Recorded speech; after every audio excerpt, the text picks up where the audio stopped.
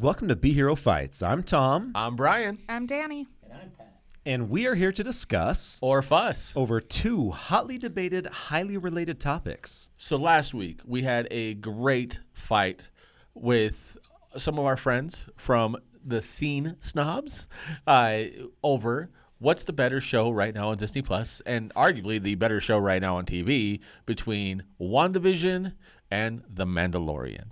And it was a fantastic fight. Those guys are great. So go find them, find the Scene Snobs, listen to what they have normally. But it was a great episode. So go back this last week and listen to what we had to say. And if you guys have not watched that season finale of WandaVision, oh my Lord, it was so good. Yeah. Oh my gosh. Yeah, exactly. And it was a fantastic fight. It's no secret here that I'm not the biggest Star Wars fan. But I was happy when WandaVision won, but it was a really, really good fight. And I do like both shows. I do have all the respect in the world for The Mandalorian and WandaVision. Yeah, this finale is incredible. So. Oh yeah, and I love everything that is comic books and Star Wars. So it was a hard fight for me either which way. Yeah. But with that being said, why don't you guys let us know what your thoughts were? Reach out to us on our social medias and tell us in the comments. You can tell us right here on our YouTube, either under that episode or this one, or you can hit us up on our social medias at Facebook.com/BeHeroMedia or Instagram.com/BeHeroMedia. On Twitter at BeHeroFights, and everything that is BeHero at BeHeroMedia.com, including our blogs and everything else that we do, including our review of the WandaVision finale. That's right. And merchandise is coming out soon. I wanted to showcase Danny's very hard work. Well, Brian designed it. Oh, yeah. It was all me. But Danny made it. Yeah. She brought the design to life. That's right. So, golf clap real fast for Danny. Yes. Thanks, guys. A couple comments, though. Yeah. Kind of housekeeping, cleanup. We forgot some things last time. So first of all, Mel commenting on the console versus PC debate, weighing in on that. She said, I'm not much of a gamer myself, but both sides have great arguments. I feel the ruling was the best, though I personally would probably go for PC due to lack of coordination. LOL. Yeah. I mean, thanks for the thoughts. I'm glad that you agree with the judge's ruling. I felt very happy for winning. So one of the few times Brian let me win. Right?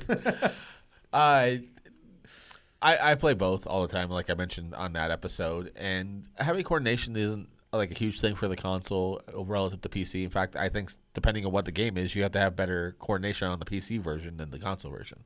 Unless you're playing real-time strategies like Age of Empires. Yeah, it's point and click, and, they can go that way. Or, Tom's favorite game, Oregon Trail. I've died so many times. Always from diphtheria. Uh-huh. But for the next one, we have one from another podcast friend of ours, Red's Rambling. Bug's Life is so fun. Heimlich the Caterpillar is hilarious, which is a reference to the episode we have a while back before our YouTube days of A Bug's Life versus Three Amigos. That's right. We recently showcased that for a Throwback Thursday episode, and so they listened, and that was their comment. And yeah, Bug's Life is such a fun show. Yes, I still have no memory of it. Brian is such a sour. God, swear. But with all that being said, we have another great episode here for you. Now, let me ask you guys a question. How many of you guys would love to get into the world of acting, right? The world of acting is a fantastic world to be in. I myself have done some acting. Don't let this face fool you. I've actually done acting. And, with the wrestling thing, I have to do acting a lot with the things I do. So the question I have for you is, as an actor, as a brand new actor, in fact, where would you prefer to get your first role or any role at? Would it be better to be on the big screen with all the lights and everything, people, when we are able to go back to theaters, see you in a theater and everything else? Or is it better right now to be on the small screen, to be on a TV show, to be able to have something episodic and everything else go that way? So that's our episode this week. As an actor, which is better, the small screen or the big screen. Especially, yeah, exactly, and especially with today's landscape that is changing so rapidly. And to help us today, we have an extra special guest. Please welcome Nicholas Rice. How you doing, Nick? Doing well, guys. Thank you for letting me have, or thank you for getting me on here. This is awesome. Well, thanks for joining us on your busy schedule. We know as an actor yourself that you're all over the place doing things constantly. So thanks for giving us the time. And not just an actor, but a screenwriter as well. Yeah. I am. Yeah, I've been acting for about 3 years, and I just wrote my first feature film, which is going to be, from what I hear from my producers, it's going to be more of a franchisable thing. So it's going to be about 3 movies and then turns into a TV show after that. Awesome. That's very incredible. cool. So you're kind of covering both bases for us. Yeah. I'm trying, man. I'm trying. Right on. All right, Nick. So what we're going to have you do is you'll be our special guest judge. So myself and Tom will be fighting, and these two hooligans here on the ends will be just adding in random comments and whatever they think is funny. So, and while we are debating, you are always welcome, of course, to ask any questions to help prompt the debate or to help clarify any of the points. So definitely feel free to intervene at any point. Yeah. So we'll start off like we've been doing recently on our new format. So we'll do our round one where we will explain both ends and just give our opening statements. And then our round 2 is we'll rebuttal each other and maybe throw a couple of punches or whatever. And then we'll do our final thoughts, which will be the final round. That's right. All right. So, Senor Tom, what would you like to fight for? I think I've kind of flip-flopped on this quite a bit, but I think I'm going to go with my bread and butter. I think I'm going to say acting for the big screen, for movies, theatrical releases. I think that's where I would like to be. Good choice. It's the wrong one, but good choice. So, all right. So let's go ahead and get this started off. Tom, why don't you start us off at Round 1. Fight! All right, round 1. So here's the thing.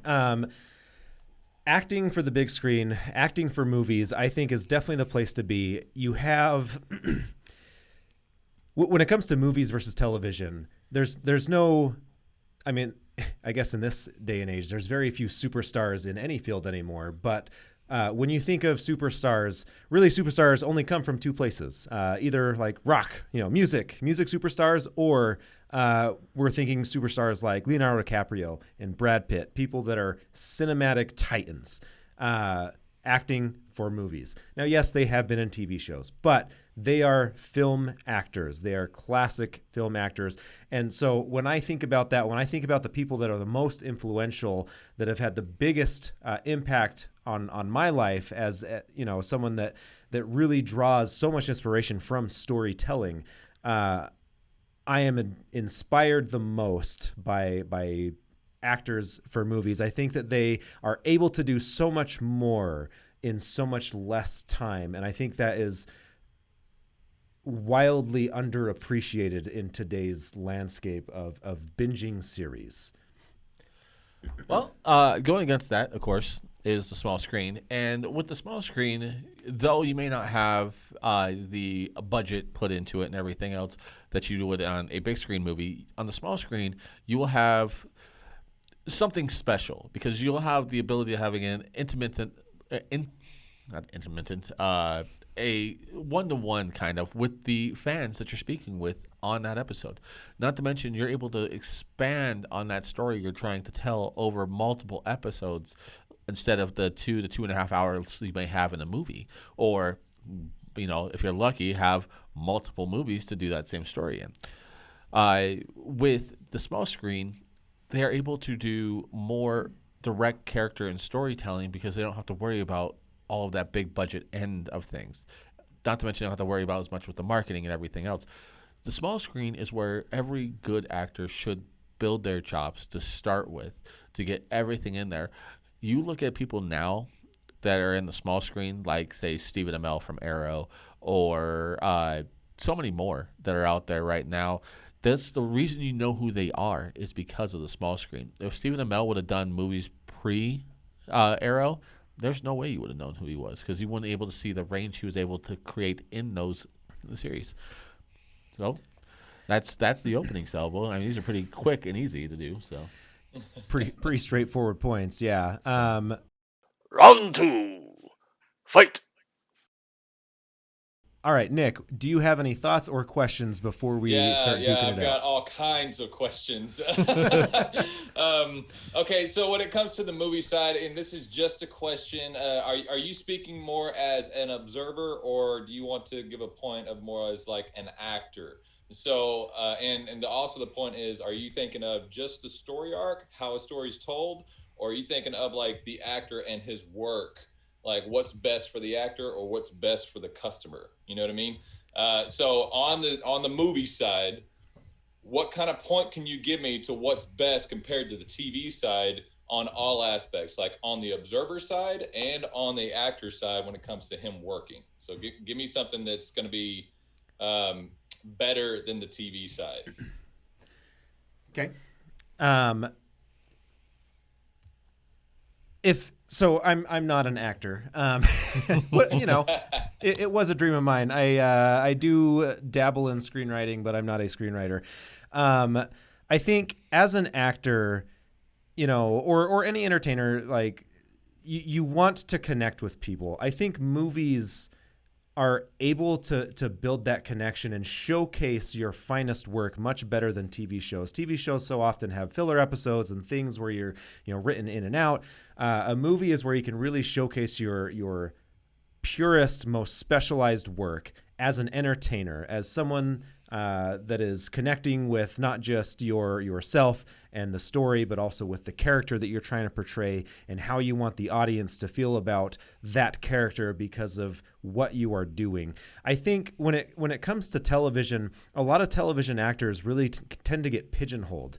There are some very famous, wonderful actors that come from television, and if I think about probably the most influential ones, like Nathan Fillion, even Rosario Dawson, very recently with her work on the Marvel Netflix and now The Mandalorian,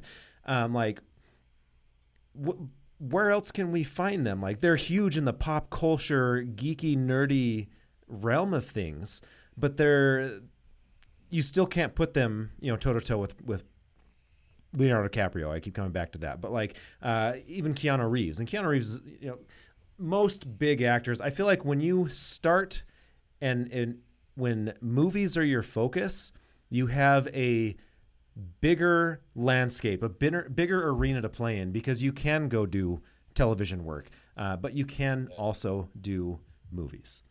And I think all too often with television acting, you get pigeonholed there, and then you kind of it's a lot easier to get stuck. And then, not only that, but you're playing the same character for years, sometimes your entire career, and you don't get to really truly broaden your abilities and your skill set, or not even just broaden, but prove your skill set with other characters. Vin Diesel. Okay, so what's your all-time favorite movie? Like one you can watch over and over and over again. Like you literally get done watching it, you hit. Well, I almost said hit rewind. Sorry, that's my age coming up. No, I get it. I understand rewind. And you watch it again. So tell me your all-time favorite movie. That's really hard. I wouldn't say that I have an all-time favorite movie. There are some favorites. I would say I'm a huge horror fan. Evil Dead 2 is probably one of the movies I've seen more than anything. Evil Dead 2, Anchorman 1, those are probably two that I can just watch over and over and over.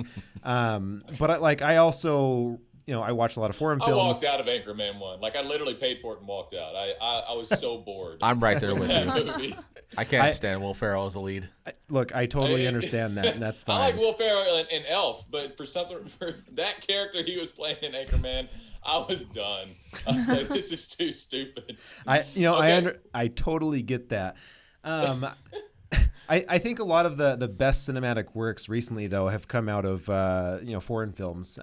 Most recently, that just comes to mind, Parasite, Korean film, absolutely phenomenal. What they did with. Again, what the story that you can tell in 2 hours when you're focused on these characters and focused on making everything tie together and make sense. You're not trying to sell this huge extended thing. You're not trying to serialize something. You're just trying to tell a concise, interesting story. I think foreign films have like been the best place to find that. And again, they're still films. They're theatrical release. I think that's where you get the best storytelling, and that's where actors can have like just the most creative, interesting arcs. Okay, all right. So the last question to you is, since you're arguing the movie side, try to see both sides of it. So what is your all-time, or maybe even your most recent favorite TV show? Most recent favorite TV show. I mean, I forced myself to watch Mandalorian season 2. I like WandaVision better. Okay, no, I love WandaVision. I love WandaVision. So. Yeah, I love WandaVision. I think so. I don't watch a lot of TV. I have a really hard time following serials, and like unless it's like an anime like Futurama, the 20-minute animated comedies. I'm a big fan of that. As far as more dramatic things, outside of WandaVision, I think the only other TV show that like I was really impressed by in probably the last 10 years was The Boys on Amazon. Okay, all right, yeah, that's more reality TV show, so that's a totally different aspect. Yeah. Well, no, that's not reality TV. Well, it depending on the first reality, season. like it's more based on like reality. Okay, type. yeah, I see what you're saying. I was like, it's so not the... but it's not like script written TV show. You know what I mean? Well, it's. So. It still counts. It still counts as binge worthy. It still counts. It's especially the way that they focus on aspects of it. And I mean, Carl Urban's character is just incredible. But around. All right, moving on to your side, the TV side. I want you to give me some specifics on why it would be better for an actor. I think you've already explained how it could be better for the observer. So how is it better for the actor on the TV side? Well, in the TV, one, you get to build your chops. On TV, depending on what you are, if you're the lead as on the episode, the whole show and all of that series runs off of your back. So it shows how good you can create a show. Going back to like WandaVision, which is a great show right now, Elizabeth Olsen is destroying it right now because of, showing off the acting chops that she has, and where she can go and not only tell the story she's trying to tell, but do it in a theme or template of the style of TV that is for that episode, from like Dick Van Dyke, I Love Lucy, The Brady Bunch, Partridge Family, whatever that theme or aspect is that they're trying to do. She changes her things just slightly because of that. You can do that with TV. You could not tell the WandaVision story in the same way in a movie because there's just not enough time. Like, I'll give you another example, Justice League, right? The Justice League movie, which we all know how we all feel about the Justice League movie, which they're about to come out with a 4-hour-long one because you need that much time to tell a fantastically done story like the Justice League movie. That's almost running as a TV series at that point. If you split that off into half-hour-long episodes of a TV series, that's a relative limited series run of an episode or a TV series being done right now. And that's kind of the story you need to tell with a story like that. They're doing the Lords of the Ring right now for Prime. In fact, when we're recording this, they just announced the what they call it, the One Ring. I think it's what it's called. Name of the series on Prime. Because that kind of story needs to be told over a long period of time for that. And as an actor, you get that opportunity to be that person, to shape that role. Nobody knew who Wanda Maximoff was, right? Nobody could frame Wanda Maximoff in their head. And now they have an idea. Looking at the comics and everything else, they will see that. You look at Mark Hamill on an animated series, right? Doing the Joker. You read a comic book right now with the Joker, and at least I do, the voice I hear in my head when I'm reading the lines for the Joker is always Mark Hamill. And as an actor, you have that ability to be that person, to have that as an aspect, where in a movie you might not get that. You might only get, say, a 2.5-hour-long movie with being the lead. You might get 2/3 of that, and maybe not all of that's monologue. So you're not going to get all of that in a movie where you're able to express that as well. There are movies that do. Like you look at Orson Welles' Citizen Kane, and he has such great range and everything else he's able to do in that. But that's Citizen Kane. That's not every movie. But where did Mark Hamill start? Star Wars, right? Mark Hamill started acting for movies. And so because he started acting for movies, it kept that door open for him so he could go do some television and work for, Batman, the animated series. But he always was able to maintain that and stay as an actor for movies. And again, so often if you are an actor and you start in film, it is incredibly rare and incredibly difficult for them to break into larger cinema. I would dare say like it's similar to like a YouTube star trying to become an actor for TV. Like that trend, I am like taking roles, by the way, if you guys want. I am taking roles. We'll send you our headshots. Like the transition from like a YouTube star to a television star is going to be as difficult and as uncommon as it is to go from television to the big screen, right? To movies. However, if you start in movies, look at Will Smith. Will Smith has been in TV shows. Yep. Will Smith was in movies. Will Smith has his own YouTube channel. He has a podcast. Like, because he like really found his footing in movies, pretty sure he has movies before Fresh Prince of Bel-Air. I gotta interrupt you. He did not get his start in movies. No, he got his start in Fresh Prince. His start was Fresh Prince of Bel-Air, and that's where he got his start in movies, was because of the Fresh Prince of Bel-Air. It went 6 seasons, I think like 150 episodes. So yeah, that's okay. So that negates that. Bad example. That is a bad example, but there are other actors that start it like he's not the only one that's also popular on YouTube that has been in all three, right? And that's kind of what I'm getting at is like it is a lot more common for someone to start in movies and be able to transverse to the other mediums. It's a lot easier to transverse backwards, I guess, than I don't really know how to articulate that. Yeah, I can see what you're saying. Like, it's easier to start in a movie, to get a big role in a movie, and then to get a TV show or be on TV because of that.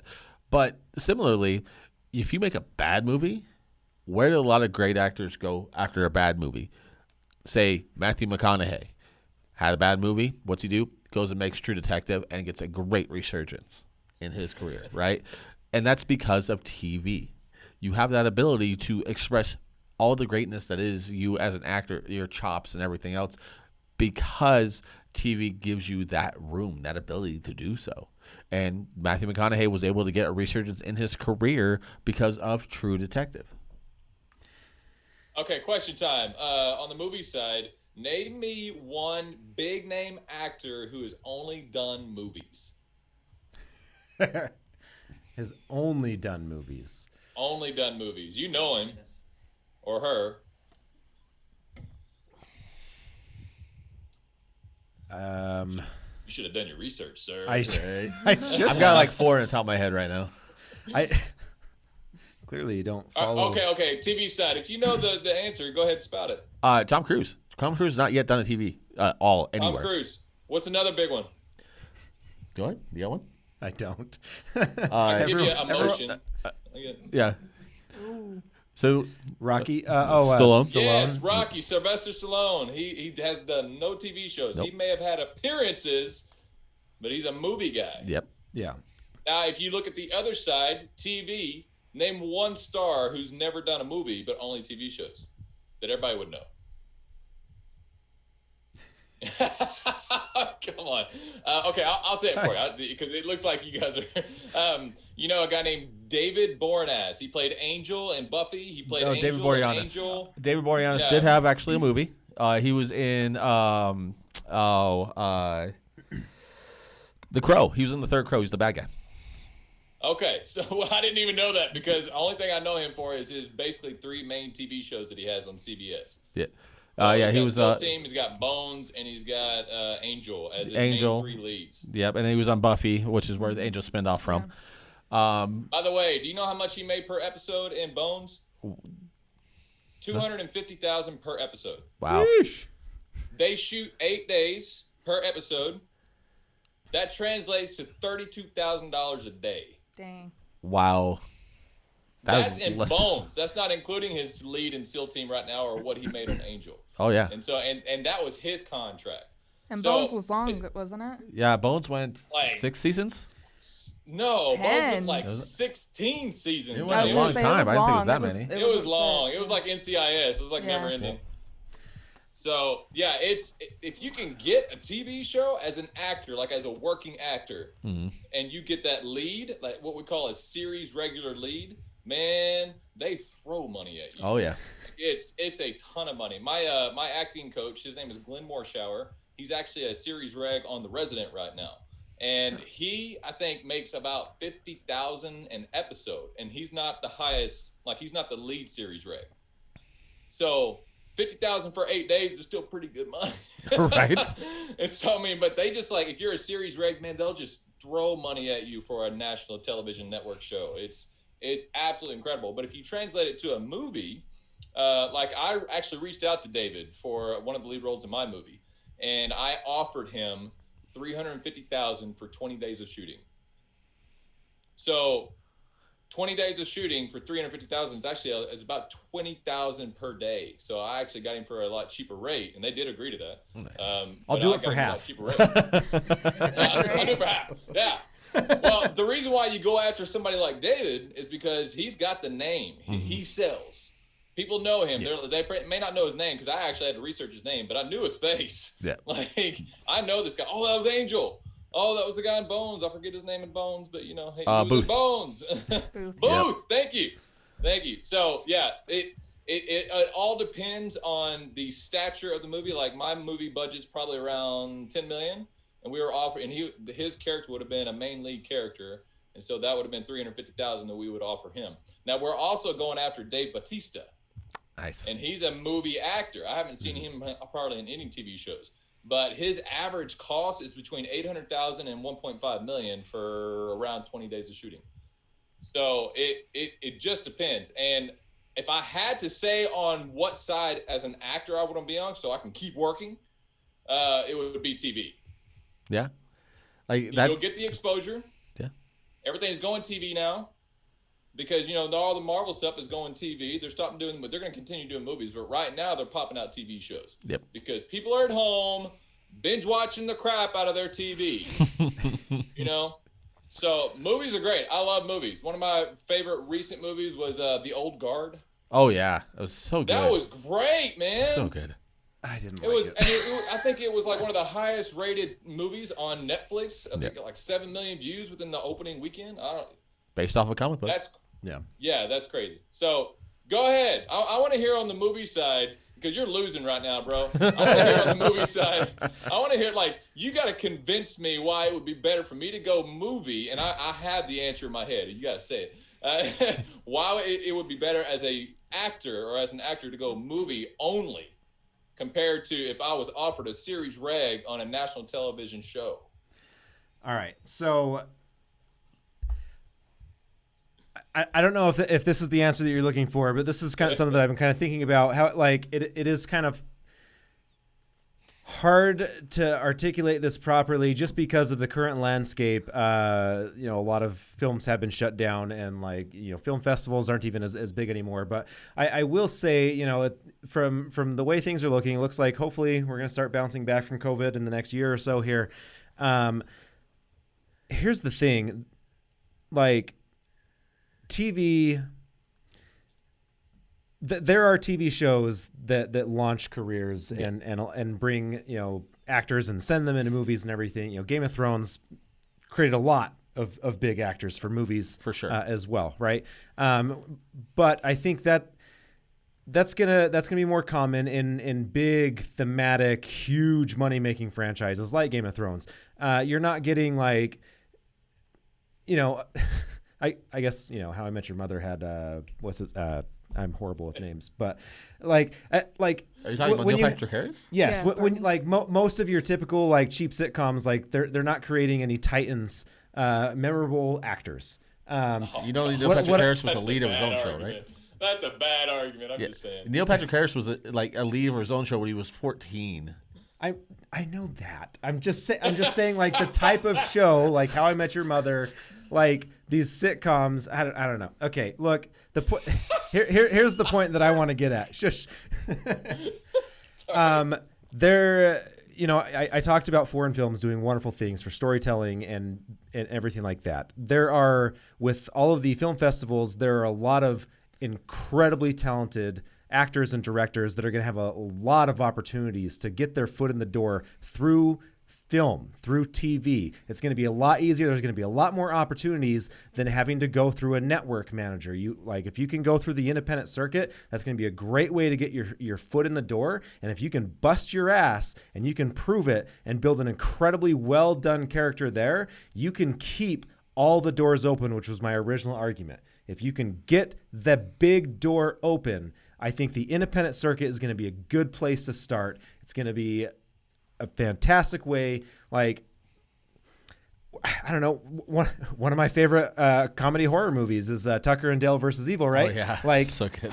Just incredibly well done story, and that again went through the independent circuit, right? Like, I think that's a great place for you to get your big break, again, without getting pigeonholed. Okay, I'm going to give you that one. That one actually was a good point. It wasn't what I was thinking of. But you were in the beginning of what I was thinking of. Actually, the way movies are going right now, when it comes to movies getting picked up, because people are starving for content, production companies are starving for people or news stories to put out there because everything's kind of been put on hold because of what's been going on around us. So no movie around 5 to 10 million. That's the lowest that they're going or the highest they're going on the budget when it comes to picking up movies. All right, and so if you have something that can be shot for them, you have a good story. You actually have more potential right now. Instead of going the independent circuit, you could actually get picked up by a major production studio if you have the right pitch deck and if you have the right story that they want to do. You can actually do that, and that's actually more of an opportunity now than it was 2 years ago. But the answer I was going for, I'm going to give it to you. The answer that I was going for was actually if an actor was offered a multi-movie contract, because that means I'm working for the next 10 to 20 years. Yeah. And I'm going to be making money off those movies as they come out, not just off the box office, but for the rest of my career, I'm making money off these movies. Yeah, and I would say going along with that as well, like a multi-movie contract to me is better than a multi-season contract because it takes less time to make a 2-hour movie than it does to to make a 20-episode season for a show, right? So, and that's one way actors tend to get pigeonholed into television because they have to spend so much time. Whereas with the movie, Chris Evans has still been making other really fantastic movies, been a big actor in other movies while being Captain America.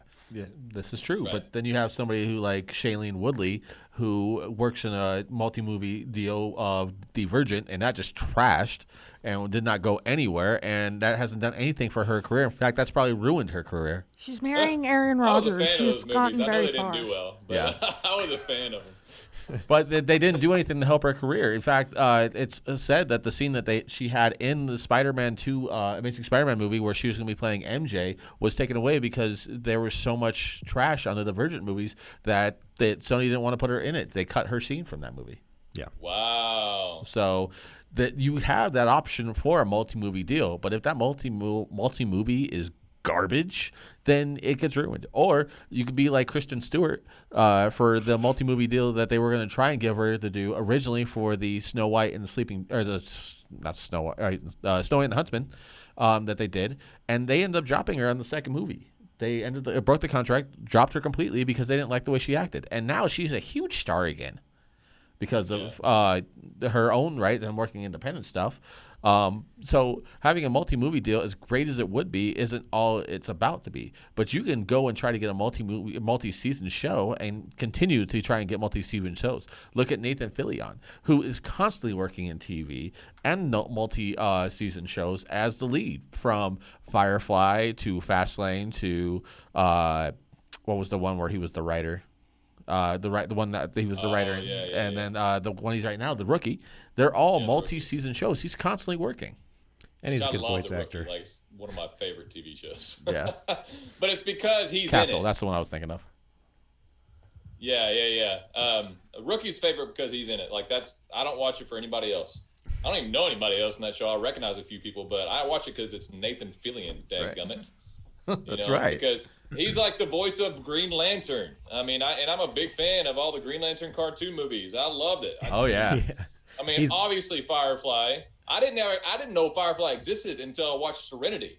And I was like, oh, there's a TV show before this? Let's go watch that, and fell in love with that. I was like, what the heck? Why didn't this go 2 seasons? I didn't understand. He's also the voice of Cade Six in the Destiny video games. That's right. And he's actually the only character that anyone cares about. Before we go into final thoughts, though, Nick, tell us a little bit about what you got going on in your life, and then we're gonna, we'll cut in your trailer. Yeah, man. Right now, we are in pre-production for my movie called Preemptive Strike Beyond Sight. It's going to be a big, actually epic kind of blockbuster movie. It'll probably be released blockbuster/streaming, depending on the distribution deal that we get. But it's going to be a new type of superhero movie, but with a lot of familiarity to it. So think Rocky IV meets the Avengers. Nice. Smash them together. But it's going to be in the UFC world instead of the boxing world, because I don't think MMA fighters get enough love. So I'm going to, and we actually just got a connection to the UFC, so we're hoping to get them to sponsor the movie, which would be great. Awesome. And then it's just we're going after Shamar Moore, another big TV star, by the way, as one of the lead actors. And then I'll be another one of the leads in this movie. I wrote it, so yeah, I'm going to be a lead in it. That's right. Naturally. Save yourself a little bit of money, yeah? I mean, come on. I'm not going to save money. I want to pay myself. Oh, I guess that's So yeah, go check that out on YouTube. They're going to show the trailer here in just a minute, and it's just a teaser. You will be wanting more after this. We should be hoping to release it probably around May 6th of 2022. Right on. So let's go ahead and watch that trailer, guys. Sometimes you have to take a chance. Sometimes you just have to take a leap of faith. My way, my rules. It's like he can see what's coming. Look your opponent in the eye.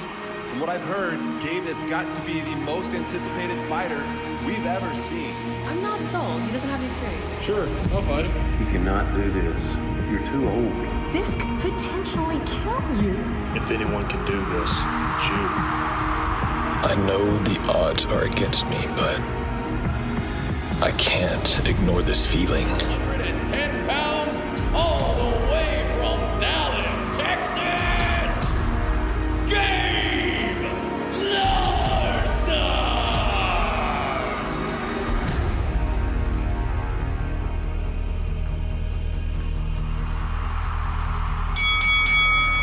Fight!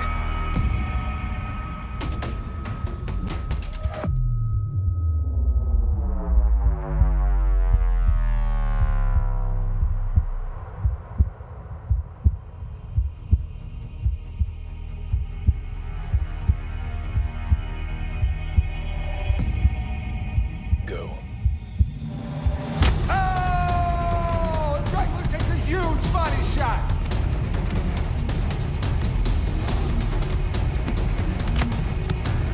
I've never seen someone move that fast.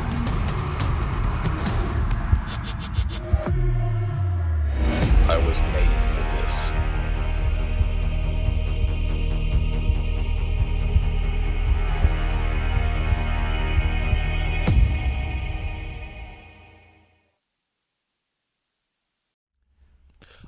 Wow, guys, that was a great trailer. I'm super excited. Yeah, it's gonna be good stuff. That first scene when he's throwing the punch, like that was freaking clever. I like that, actually. Thank you. That was actually the way I thought about these kind of superpowers. I'm like, I've got to do something different, And the way I wrote this superhero, and it's not just me in the movie. There's more than one. Mm-hmm. There's a total of 7 actually. So the way I wrote it is, say my character, or Gabe is his name. Say my character went up against the Flash. Mm-hmm. When Gabe accesses his full power and Flash is moving at the speed of light, whenever Gabe accesses, Flash is actually standing still. And so it doesn't matter who he's going against. When he activates his power, he's moving faster than the other person. Wow. Yeah. That's awesome. I'm like super excited for this, man. So good luck for the movie on that. And yeah, we're super excited. And we'll be putting all the information for the trailer that you guys just saw right here in the comments. So you guys can go watch it and go out and go find it, man. It's going to be good stuff. Yeah. Yeah, man, we're excited. Final round. Fight! All right, so final thoughts. What can I say that I haven't already said? Like bumbled in the worst articulation of my podcasting career. Honestly, I'm just saying, like he's still winning, but you're right there, man. That last one was good. You're right there, so don't lose it now. Yeah, right. I'm a big Disney fan, so if you want to hit on that, go ahead. All right, so.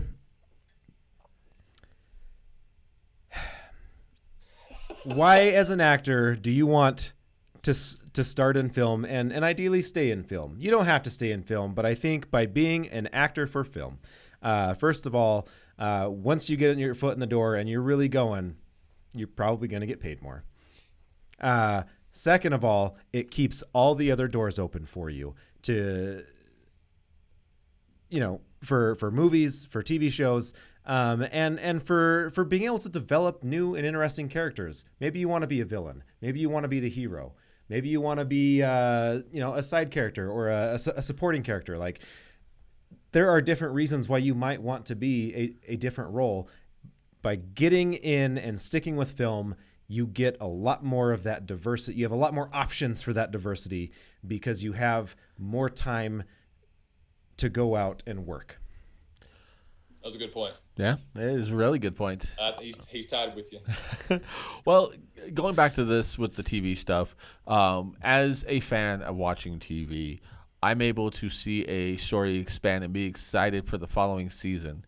And know that depending on the series, especially now in the way TVs work, that you're going to have a showrunner who's going to kind of guide things through. So think Stephen Moffat for Doctor Who and things like that. You will have a showrunner that keeps things going, and no matter who the director is for that episode, you're going to have them kind of keep everything in line, where you might have a director roll in who's going to have a little bit different vision. As an example, you watch The Flash or Supergirl, the showrunner for that show will make sure to keep Kevin Smith in line, and it's not all dialogue and dick jokes, right? For The Flash, you're going to have that as a actor or as a fan of watching TV. As an actor, you get to have the ability of creating that character as your own, right? So think of, again, let's go with Stephen Moffat as the showrunner on the show of his with Sherlock Holmes.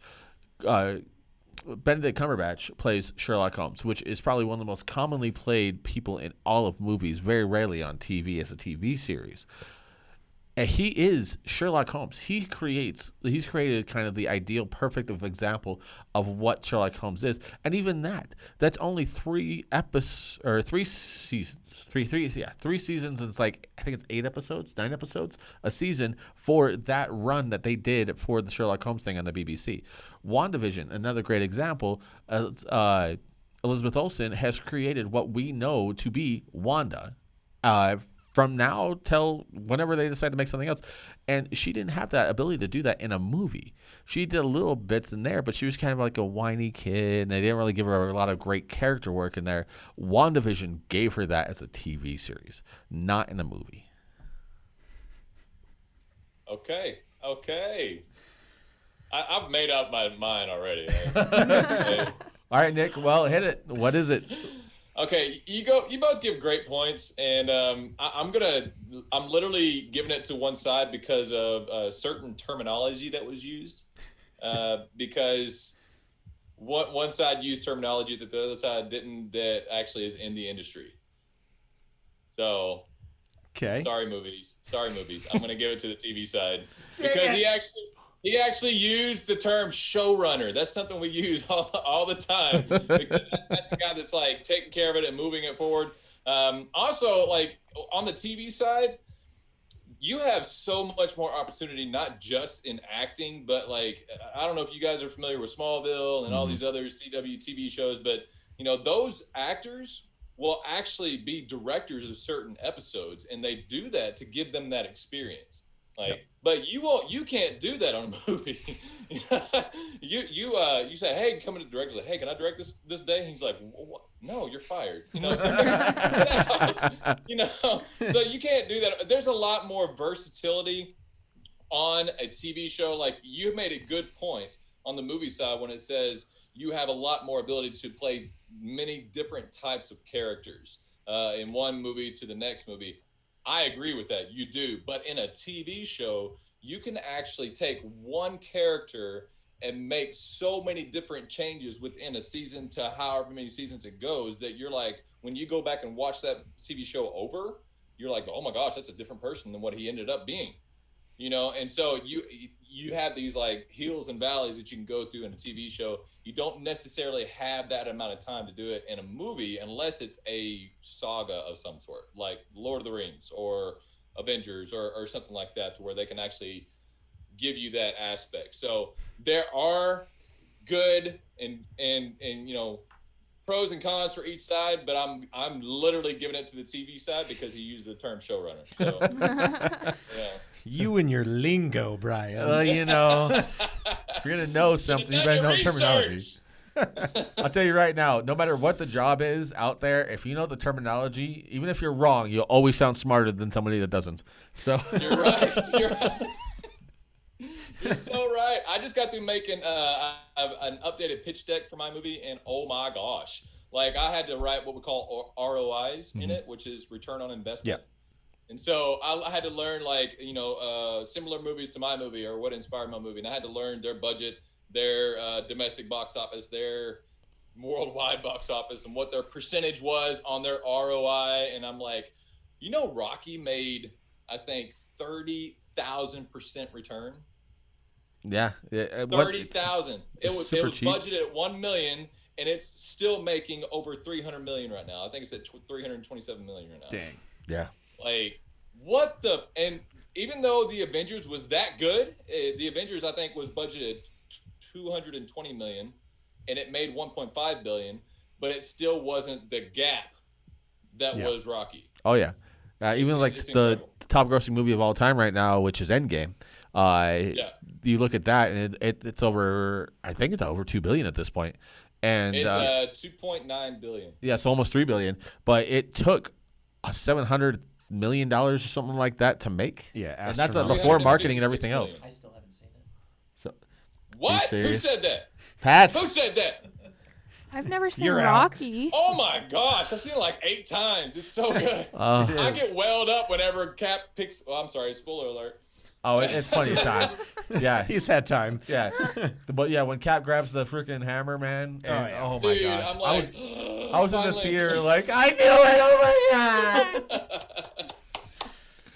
Yeah, so good. I was too, man. Oh, I like man. that they put a non-fit superhero out there finally.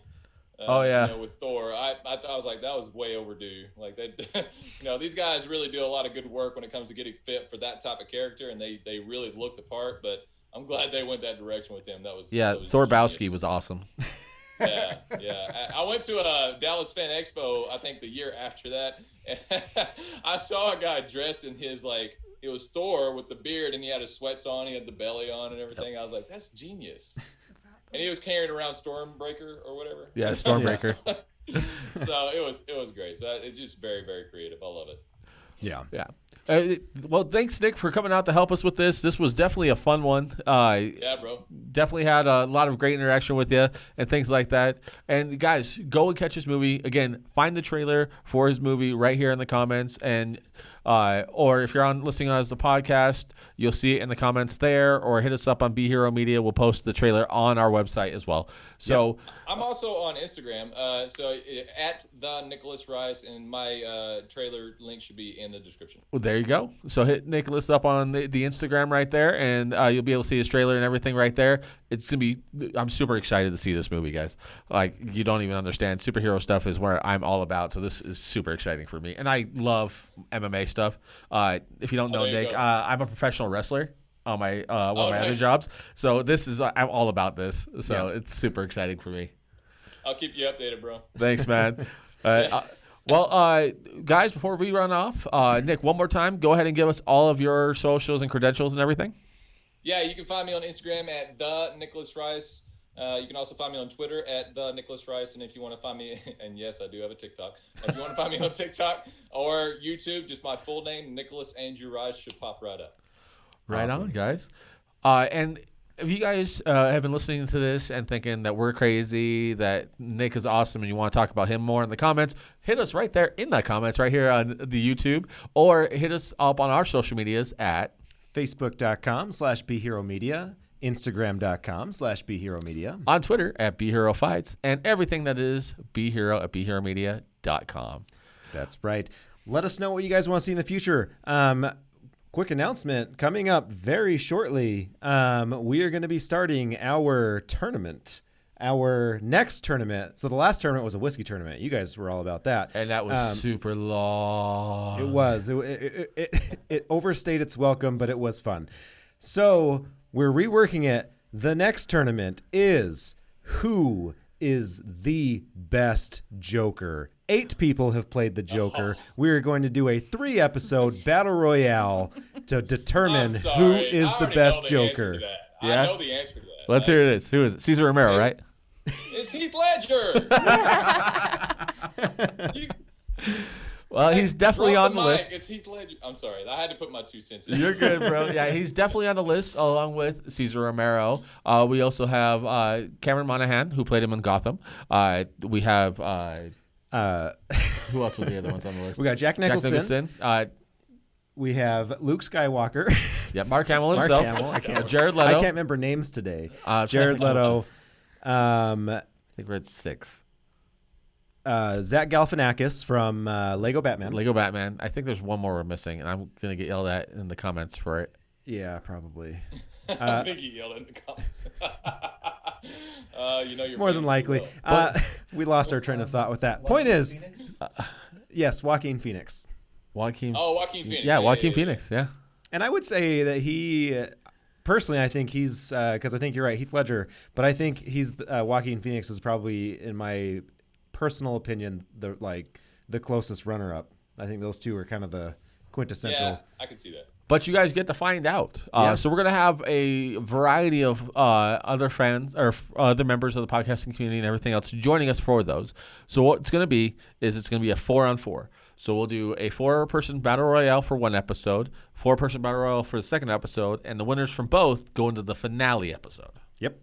So stay tuned to that. That's going to be coming in about 3 weeks. Yep. 3 weeks? I don't know. Something like that. 2 or 3 weeks. Pretty soon. Shortly. We'll give you a date next time.